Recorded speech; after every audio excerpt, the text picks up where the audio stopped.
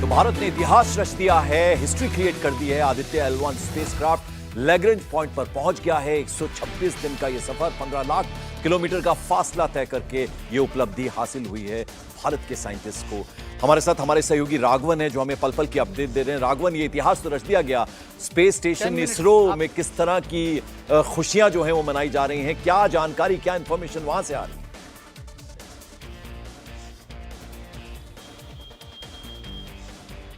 चलिए, राघवन से हम बात करने की कोशिश करेंगे। लगता है राघवन तक हमारी बात पहुंच नहीं पाई। घोष सर, मैं आपसे समझना चाहूंगा, देखिए अब ये जो 5 साल का वक्त है, ये यानी चैलेंज यहीं खत्म नहीं हुआ है। वहां और बहुत सारे स्पेसक्राफ्ट्स होंगे, उनसे टकरा ना जाए, यानी रेगुलर मॉनिटरिंग की जरूरत होगी इसको। जी हाँ, ये जो एक L1 पॉइंट है, जैसे मैंने पहले भी कहा था, ये एक डायनामिक पॉइंट है। डायनामिक और सच पूछिए तो अनस्टेबल पॉइंट भी है। डायनामिक क्यों है? क्योंकि पृथ्वी घूम रहा है, सच पूछिए तो सूर्य भी घूम रहा है, और तो ये दोनों अगर सेलेस्टियल बॉडीज घूम रहे हैं तो ये पॉइंट जो एक न्यूट्रल पॉइंट है जहां दोनों के ग्रेविटेशनल पुल्स न्यूट्रलाइज हो जाते हैं, ये भी थोड़ा हिलता है, थोड़ा नहीं, ये हिलता रहता है।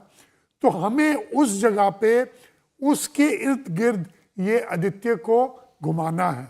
और जैसे आपने कहा, हेलो ऑर्बिट यानी लिसिड्यूअस ऑर्बिट जो है, ये काफी बड़ा है, काफी बड़ा है। ये इसका ये कुछ lakh kilometre up and down है, और हर महीने एक बार, अगर जरूरत पड़े 2 बार, इसके जो फाइनर मोटर्स हैं। सब मैं आपके पास आता हूं। जरा राघवन हमारे साथ है, देखें वहां इसरो स्टेशन से क्या जानकारी मिल रही है। राघवन, क्या कोई इंफॉर्मेशन मिल पाई अभी इसरो स्पेस स्टेशन से?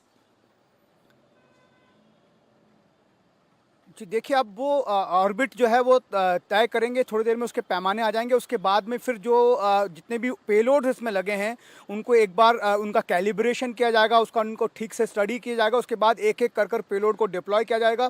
इसमें कुछ दिनों का वक्त भी लग सकता था। हमारे गेस्ट जिस बात को कह रहे थे कि वहाँ पर बहुत वॉलेटाइल सिचुएशन है और कोर्स करेक्शन बार बार करना पड़ेगा, तो इसरो के एक हमारे वैज्ञानिक ने हमें बताया कि 23 दिन में एक बार जो है उसका कोर्स करेक्शन होगा, ताकि वो आदित्य L1 हमारा उपग्रह जो है वो इंडियन ऑर्बिट में रहे। बहुत महत्वपूर्ण बात यह है पंकज की उस वक्त हमारा आदित्य L1 उपग्रह L1 पॉइंट के उस ऑर्बिट में, हेलो ऑर्बिट में जाकर स्थापित हुआ है जब सूर्य सबसे ज्यादा गुस्से में है। ऐसा 11 साल में एक बार होता है जब सूरज पर सबसे ज्यादा हलचल होती है, और उस वक्त हमारे उपग्रहों के साथ, हमारे उपकरणों के साथ हम उस जगह पर पहुंच गए हैं। और दूसरी बड़ी बात, अब तक के जितने भी वहां पर ऑब्जर्वेटरीज गई हैं उनमें सबसे ज्यादा अपडेटेड है, एडवांस्ड है।